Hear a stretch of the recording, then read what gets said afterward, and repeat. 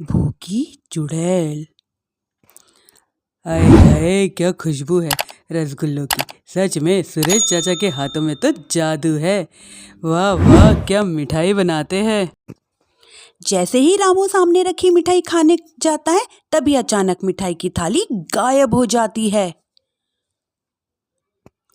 अरे, ये क्या हुआ? मेरी मिठाई कहाँ चली गई? तभी किसी की जोर जोर से हंसने की आवाज आती है। रामू देखता है सामने एक चुड़ैल खड़ी उसकी मिठाई खा रही है।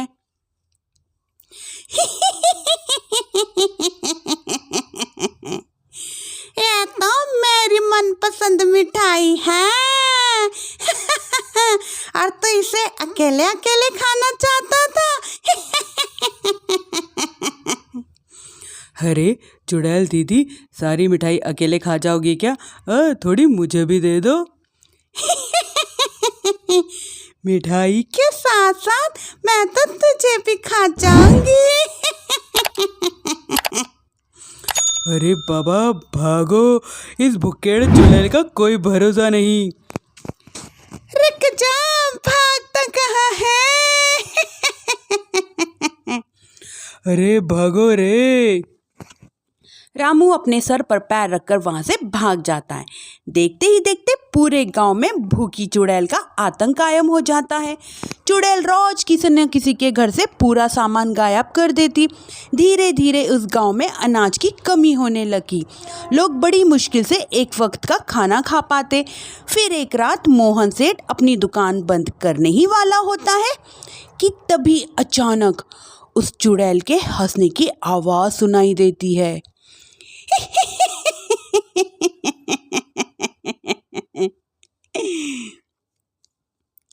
अरे मर गया रे, ये चुड़ैल कहाँ से आ गई? कहीं अनाज के साथ साथ मुझे भी ना खा जाए। जान है तो जहाँ है, मुझे अपनी जान बचाकर यहाँ से भाग जाना चाहिए। और फिर मोहन सेठ वहां से भागकर एक पेड़ के नीचे छुप जाता है और उस चुड़ैल को देखने लगता है। चुड़ैल मोहन सेठ की दुकान के सामने आ जाती है।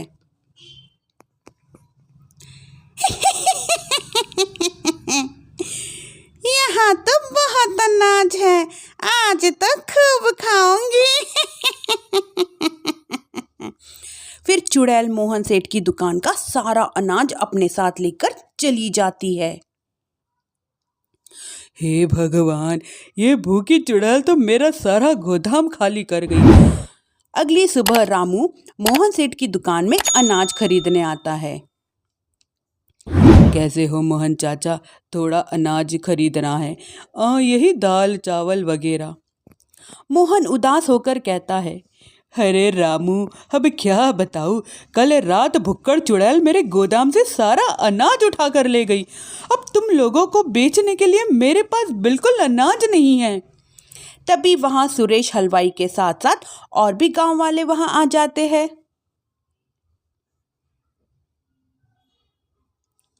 अरे मोहन भाई, क्या बताऊँ, कल रात चुड़ैल मेरी दुकान पर आकर मेरी सारी मिठाई ले गई।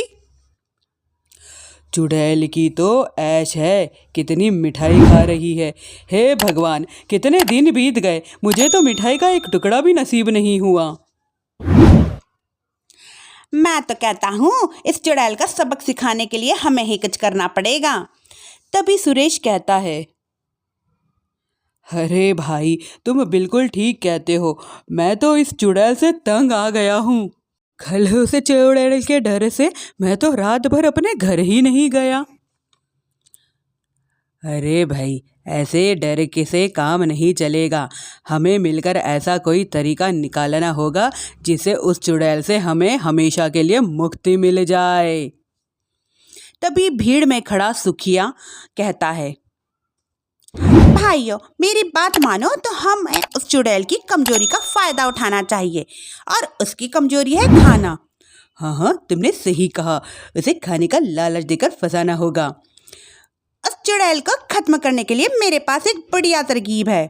फिर सुखिया सुरेश मिठाई वाले से खूब सारी मिठाई बनाने को कहता है। फिर वो तेल के व्यापारी लल्लू राम के यहाँ से तेल के बहुत सारे बड़े बड़े पीपे बैलगाड़ी में लाद कर लाता है। रामू भागता हुआ सबके पास आता है और कहता है, ये लो निर्भया, आपके कहे अनुसार मैं बहुत सारी मजबूत रस्सियाँ ले आया हूँ। मोहन चाचा, हमारे गांव के चराई के पास जो कुआं, सूखा कुआं है, हम उसमें तेल भर देंगे। फिर उसके ऊपर बहुत सारी मिठाइयों के कुछ बड़े बड़े पीपे भर के रस्सी से कुएं के अंदर लटका देंगे।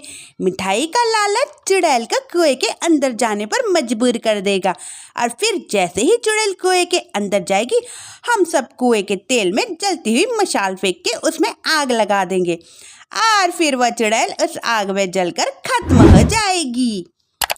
फिर उसी शाम सब गांव वाले बिल्कुल वैसा ही करते हैं और फिर जलती हुई मशाल लेकर सब पेड़ के पीछे छुप जाते हैं। इतनी सारी मिठाई की खुशबू चुड़ैल को उस कुएं के पास खींच लाती है।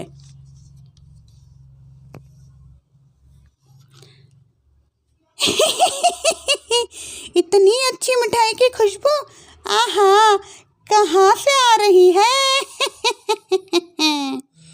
तभी उसकी नज़र कुएं के अंदर लटक रहे बड़े बड़े पीपों पर पड़ती है। अरे वाह, इतनी सारी मिठाई! आज तो खूब चटकारे लेकर खाऊंगी। हाँ। अरे वाह सुरेश चाचा, आपकी मिठाइयों ने तो अपना काम कर दिया। चुड़ैल उन्हें खाने के लिए उतावली हुए जा रही है। सच में तुम्हारे हाथों में तो जादू है। कोई कुछ नहीं बोलेगा, सब चुप रहो। उस चुड़ैल का जरा सा भी शक नहीं होना चाहिए। अब तेरे किस बात की? जल्दी से कुएं के अंदर जाकर सारी मिठाइयाँ चट कर जाती हैं। इतना कहकर चुड़ैल कुएं के अंदर चली जाती है। तभी मौका पाकर सभी गांव वाले कुएं के पास आते हैं और तेल डालकर जलती हुई मशाले कुएं के अंदर फेंक देते हैं। अचानक कुएं में भीषण आग लग जाती है। मर गई रे ये आग!